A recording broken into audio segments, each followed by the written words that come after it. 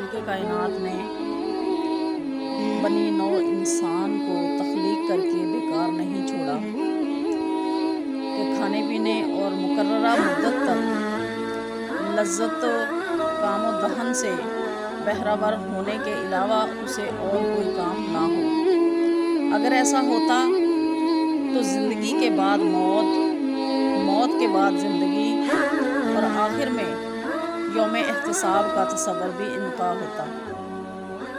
کوئی فکر، کوئی راستہ فکر انسانی ذہن ایک لمحہ کے لیے بھی یہ بات نہیں سوچ سکتا کہ ان تمام اقدامات کا کوئی مقصد نہ ہو۔ اس تخلیق کے تناظر میں کوئی گہری حکمت عملی کا فرما نہ ہو، ایسا ہرگز نہیں۔ انسان کی تخلیق کا اتنا بڑا عمل بے مقصد نہیں ہو سکتا، اور کیوں کر ہو کہ یہ ایک ایسی ذات برکات کی قدرت کاملہ کا کرشمہ ہے جو حکیم و دانا ہے، اور اس بات کا سب سے بڑا شاہد خود قرآن پاک ہے۔ قرآن پاک میں اللہ پاک نے ارشاد فرمایا، ربنا ما خلقت ھذا باطلا۔ سورہ آل عمران آیت نمبر 191 ہے۔ اللہ پاک ارشاد فرماتے ہیں، اے ہمارے پروردگار، تو نے اس کائنات کو رائگاں نہیں بنایا۔ اب یہ بات تو قرآن پاک سے واضح ہو گئی کہ انسانیت کی تخلیق کا کوئی نہ کوئی مقصد ضرور ہے، لیکن آخر اس عظیم مقصد سے تو بھی پردہ اٹھایا جائے نا، جس کے پیش نظر اس کی داغ ڈالی گئی۔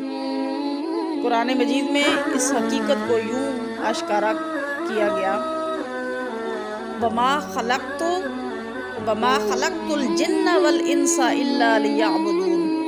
سورہ طور آیت نمبر 56 ہے، میں نے جنوں انس کو صرف اپنی عبادت کے لیے پیدا کیا۔ رب ذوالجلال نے بنی نو انسان کو روئے زمین پر آباد کیا، اور مرور ایام کے ساتھ ساتھ انسانیت ذلات و گمراہی کے گڑھوں میں گر گئی اور شیطانی راہوں پر گامزن ہونے لگی، تو اللہ تبارک و تعالیٰ نے انہیں ان گمراہیوں میں یوں ہی نہیں بھٹکنے دیا اور ان کا ساتھ نہیں چھوڑا، بلکہ ان کی اصلاح کے لیے انبیاء اور رسول مبعوث فرمائے۔ سبحان اللہ، جنہوں نے انسانیت کو شرک و ضلالت اور بت پرستی کی گھٹاٹ اور تاریکیوں سے نکال کر رشد و ہدایت کی راہیں روشن کی، اور ضلالت و گمراہی میں بھٹکی انسانیت کو راہ راست پر لانے کے لیے اپنی زندگیاں کھپا دیں۔ دعوت و تبلیغ اس عظیم فریضہ کی ادائیگی میں ان نفوس و قدسیہ کو بے پناہ مشکلات و مصائب کا سامنا کرنا پڑتا ہے۔ دشمنان خدا نے ان کے ساتھ استہزاء، تمسخر کیا، مذاق کیا، لیکن قربان جائیں اس ستودہ صفات و ہستی کے کہ ان کے پائے استقلال میں لغزش نہ آئی، اور زندگی کی آخری سانسوں تک ہمہ وقت توحید کا پرچار کرنے میں کوشاں رہے۔ اللہ اکبر۔ قرآن پاک میں ارشاد ہوتا ہے، وَإِذْ قَالَ رَبُّكَ لِلْمَلَائِكَةِ إِنِّي جَاعِلٌ خَلِيفَةً۔ اللہ تبارک و تعالیٰ نے فرشتوں سے کہا کہ میں چاہتا ہوں کہ میں ایک اپنا نائب مقرر کروں، اپنا ایک بندہ بناؤں، اپنا ایک چاہنے والا بناؤں۔ تو اللہ تبارک و تعالیٰ نے اپنا قدرت آئینہ جو ہے اس کے جمال، تو اس کے اندر جب اپنا جمال دیکھا تو اللہ تبارک و تعالیٰ کو اپنا جمال جو تھا اس پر اتنا پیار آیا، اتنا ہی محبت آئی کہ اللہ تبارک و تعالیٰ نے کہا کہ میرا کوئی چاہنے والا بھی ہو تو آپ صلی اللہ علیہ وآلہ وسلم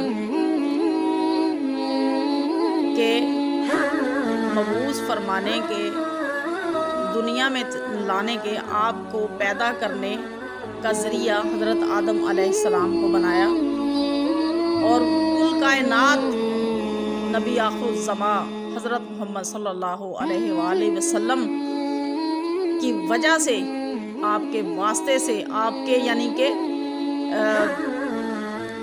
آپ کے بنانے کا یہ وسیلہ حضرت آدم علیہ السلام کو بنایا۔ تو اللہ تعالیٰ نے فرشتوں سے کہا کہ میں چاہتا ہوں کہ میں اپنا کوئی چاہنے والا بناؤں، اپنا کوئی نائب بناؤں، اپنا کوئی خلیفہ بناؤں جو میرا محبوب ہو، جو میری بات کو مانے اور میں اس کی بات کو مانوں، جو مجھ سے محبت کرنے والا ہو۔ تو اللہ پاک نے ارشاد فرمایا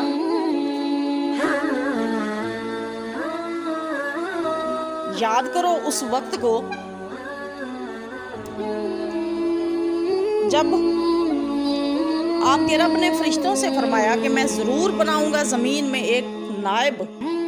فرشتے کہنے لگے کہ کیا آپ زمین میں ایسے لوگوں کو پیدا کریں گے جو فساد کریں گے زمین پر اور خون ریزیاں کریں گے، اور ہم تو آپ کی ہر وقت عبادت کرتے ہیں، آپ کی برابر تسبیح کرتے رہتے ہیں، تو کیا ضرورت ہے انسان کو بنانے کی؟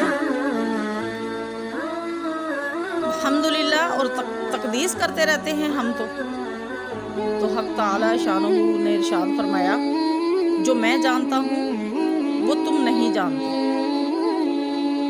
اور اللہ تعالیٰ نے حضرت آدم علیہ السلام کو سب چیزوں کا علم دے دیا، پھر وہ چیزیں فرشتوں کے روبرو کر دیں، پھر فرمایا مجھے بتاؤ ان چیزوں کے نام، اگر تم سچے فرشتے ہو۔ تو فرشتوں نے عرض کیا کہ اللہ تو پاک ہے، ہم تو علم ہی نہیں رکھتے مگر صرف اتنا علم رکھتے ہیں جو کچھ تو نے ہم کو علم دیا، جو کچھ تو نے ہمیں سکھایا، بے شک آپ بڑے علم والے اور حکمت والے ہیں۔ جس کے لیے مصلحت جانا اسی قدر فہم و علم عطا فرمایا۔